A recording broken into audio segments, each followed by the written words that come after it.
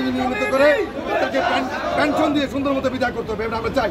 আর না হলে যে প্রশাসন আছে আমরা মনে করব তারা আগের প্রশাসন, তারা যাতে সসম্মানে এই জায়গা ছেড়ে চলে যায়, এটা আমাদের একমাত্র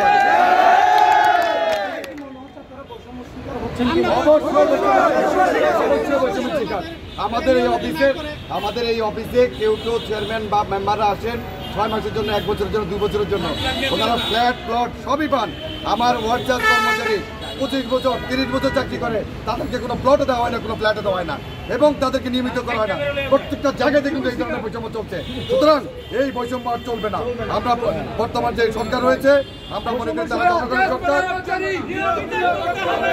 তারা সাধারণ জনগণের ম্যান্ডেটটা তারা বুঝে, এবং আমরা চাইবো আমাদের উপদেষ্টা মহোদয় যিনি আমাদের এই দাবিটা যদি শুনেন, আমার এই অসহায় ভাই বোনদের দাবি তিনি মেনে নেবেন এবং অনতিবিলম্বে তাদেরকে নিয়মিত করবেন, এটা আমাদের প্রত্যাশা। ধন্যবাদ।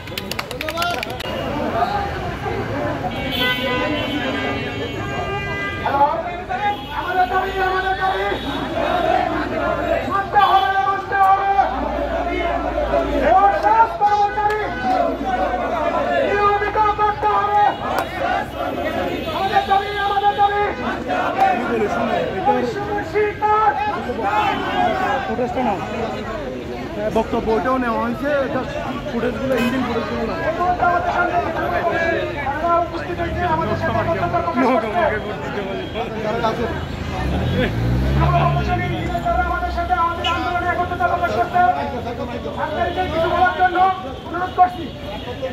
দাবির সাথে আমরা একত্রতা প্রকাশ করছি। আপনারা চালিয়েছেন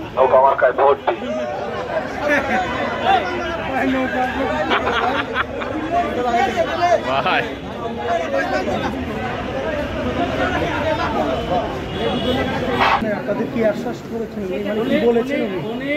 উনি সবকিছু হলো মানে ধরবে না, উনি তো গণমাধ্যম কর্মীদের সাথে কথা বলতে নারাজ ছিলেন। ওই ব্যাপারে আমরা আপনাদের কর্মী জানার পরে আমরা ওনাকে প্রশ্ন করব।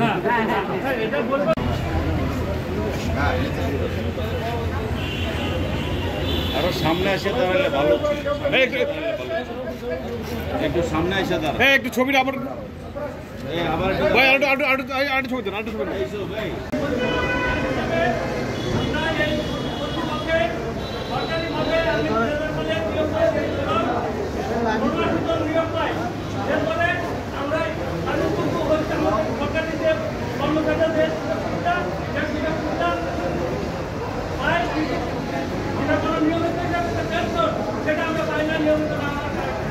আমাদের দাবি এই বৈষম্য